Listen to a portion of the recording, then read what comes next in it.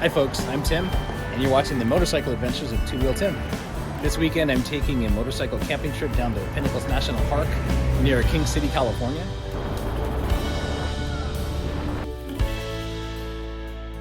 It is holy shit cold out here.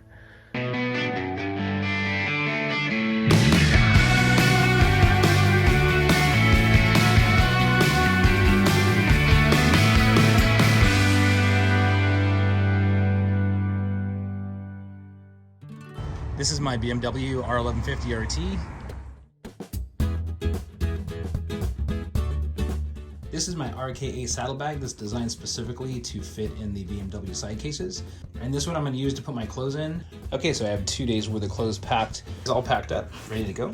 And then on this side here, it has a little attachment bag that I have toiletries in, and then it just fits right in the BMW side case.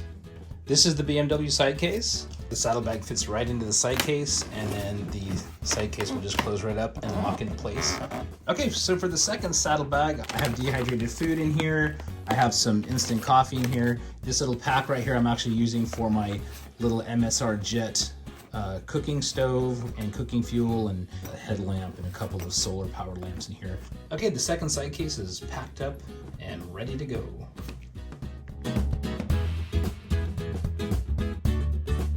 Top case, I have additional things. I actually put my Jackery Explorer 500 in there. It fits perfectly, and it's about 15 pounds, so it's a really good fit in the top case.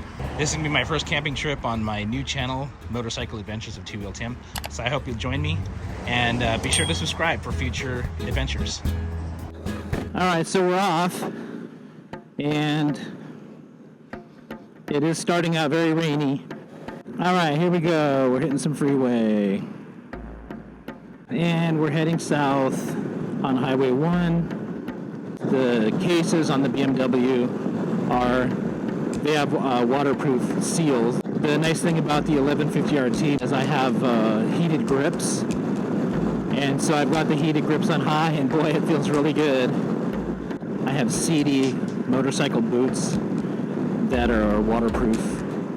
I have Tourmaster transition pants and a Tourmaster transition jacket, and the jacket has a waterproof membrane inside of it, and the transition pants, they're a mesh pant, the denier material with the CE protection on the knees, hips, tailbone, and but they are just a mesh pants, and then they have a waterproof membrane that zips inside, and also a thermal layer that zips inside. You may be able to see here as I go farther south, the rain is actually stopping, the highway's getting dry.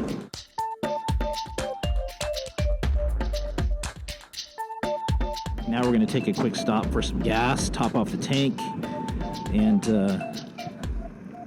yeah, we'll go from there. Okay, so we're on the road again, and filled up with gas, and we've got about probably an hour and a half or so of riding to go. I guess it's going to depend on traffic. As you can see, I've actually got the helmet camera going now. So right now we're heading southeast. What we're looking at ahead is there's some blue skies and broken clouds ahead, so should be pretty much dry riding from this point forward. So it's currently now almost 3 p.m. Pacific time, and it is Friday, February 3rd, 2023. This highway that I'm on right now is California Highway 129 out of Watsonville, California. This next part is a little twisty. We get some twisties coming up for about the next probably 20 miles or so. Moderate twisties, nothing heavy. Not a tail of the dragon or anything kind of twisty, but it's a nice ride, usually.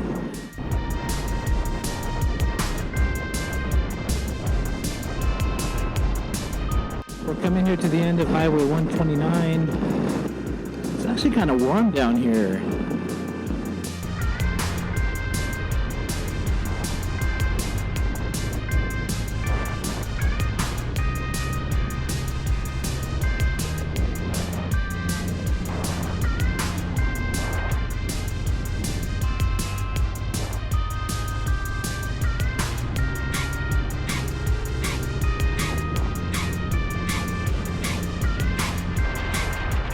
The mountain ranges down here are just amazing.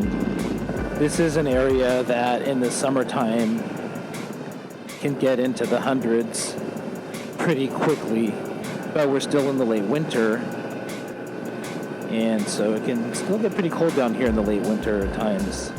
A lot of potholes on these farm roads. You got to be really aware of where you are with the line you choose.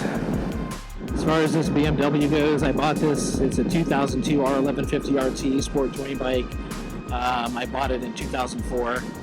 I really love this motorcycle. It's been solid. It's been really enjoyable. We've taken it to both the south rim and north rim of the Grand Canyon. We've taken it to Oregon several times. Taken a number of road trips. All right, finally made Airline Highway. Highway 25 south of Hollister. So now we're entering the little town of Tres Pinos, which is a pretty popular destination for motorcyclists. Come down here and have some food. There's a little local restaurant over here, Tres Pinos Inn over here, or the Hole over here to have lunch. It's real popular on weekends. And we're gonna go ahead and pull over here in a minute. I'm just outside of Tres Pinos, about 27 miles from Pinnacles, and we're on the road.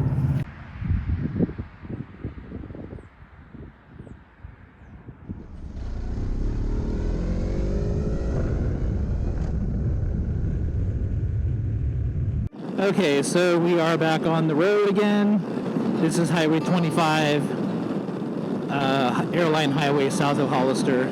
This is really one of the most beautiful motorcycling roads we have in this area. So we are about 30 miles from our destination. So really from my home in Santa Cruz to the Pinnacles, I guess, is about 75 miles.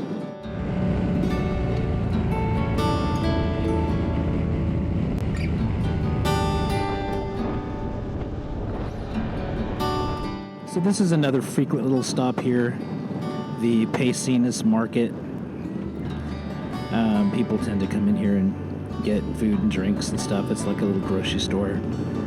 I don't know if they still do food, sandwiches, things like that in there, but it's really kind of the last store outside of Tres Pinos. And so if you live way out here, that's really your closest place to grab anything. It's almost 4 p.m. now, Pacific time.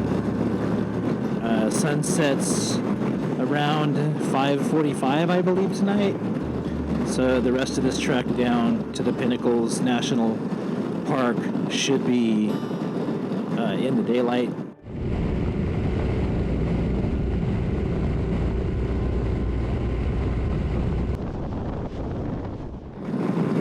All right, I think we're going to go ahead and pass this dude now.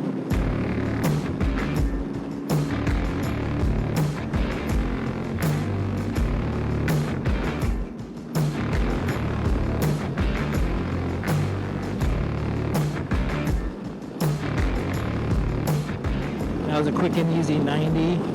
The road is so smooth out here for the most part.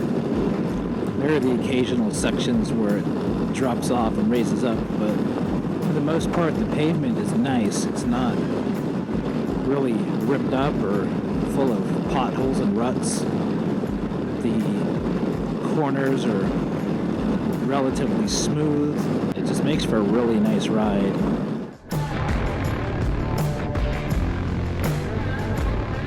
So this is an interesting road here to the right. Gonzales is 18 miles, but that is a dirt road that goes up over the mountain. And I swear one of these days, man, when I get a GS, I am going to ride that road and see where it goes.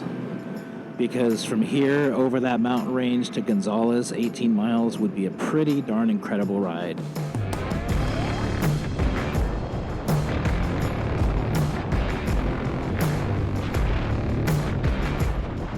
So here we get into a little bit more of the twisties. The pace slows down a little bit. As you can see, the car ahead is taking it quite slow. We're just going to chill out a minute enjoy the scenery. It's really pretty back in here. A lot of green. It gets really brown and gold back in here in the summer when everything dries out. It can get really hot back in here in the summer, into the hundreds easily, 100, 105, and the stuff dries out pretty quickly. So right now to see it all green and lush is pretty amazing.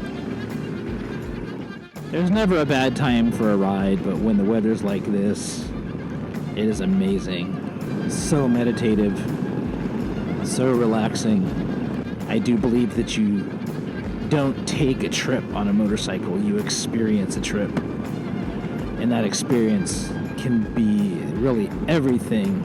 The feels, the smells, the sights and the sounds. And we're here to the campground, so we're going to be making a right turn here. We made some really good time getting down here.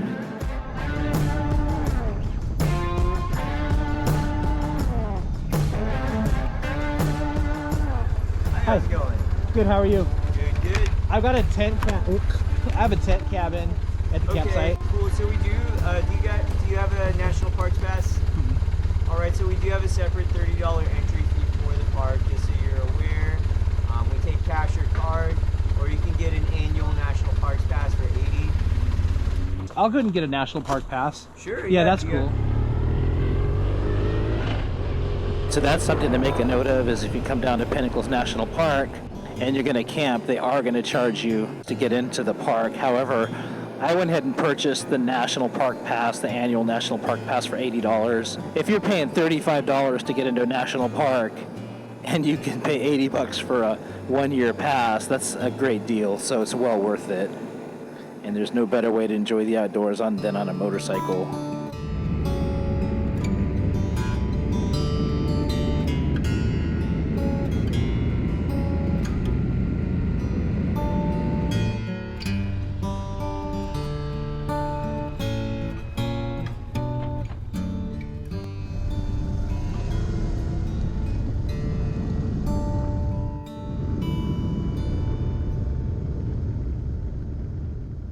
Okay, so I arrived at the Pinnacles campground, and of course here's the BMW R1150RT. I've unloaded everything so far, and here's the tent cabin. Here's the primary bed. It's a double bed. It also has a twin and another twin. So I'm gonna go over real quick the things that I brought. So in this side case here, this is the bag that was in it. This is the one that has all my clothes. And a couple like camping towels, things like that. I also have a book that every YouTuber needs. Still working on that, but I'm trying. This is my sleeping bag in the waterproof pack that I had strapped to the seat, and it stayed dry through the rain. Extra gloves. This is my sleeping bag liner. This is my sleeping bag mat with AirCore pillow. I did bring the Jackery Explorer 500 with me, and I have the gimbal for the phone. Motorcycle cover, which is also strapped to the back of the motorcycle, and just some charging stuff and sunglasses. So this was all in the top case, except the tent and the motorcycle cover. The top case is still on the motorcycle for now. In this side case right here is where I packed all the food and things like that. So here's the bag that I had unpacked that goes into the side case. I actually use this little camera bag to put my MSR camping stove and fuel in. Have a couple of rechargeable solar lights, just some like dish soap and wipes and stuff. And then I brought a couple different kinds of jerky, some bananas, instant coffee, and then these are the dehydrated meals I bought. I've never tried these dehydrated foods before, so we're gonna see how they taste.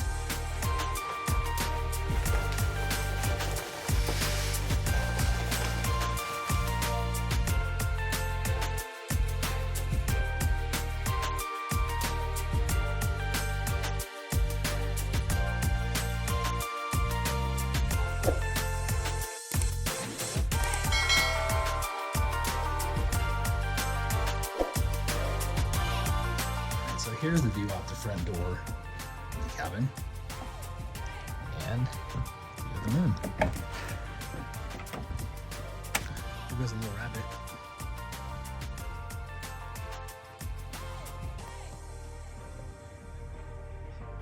Tonight I'm just walking around checking out the campground.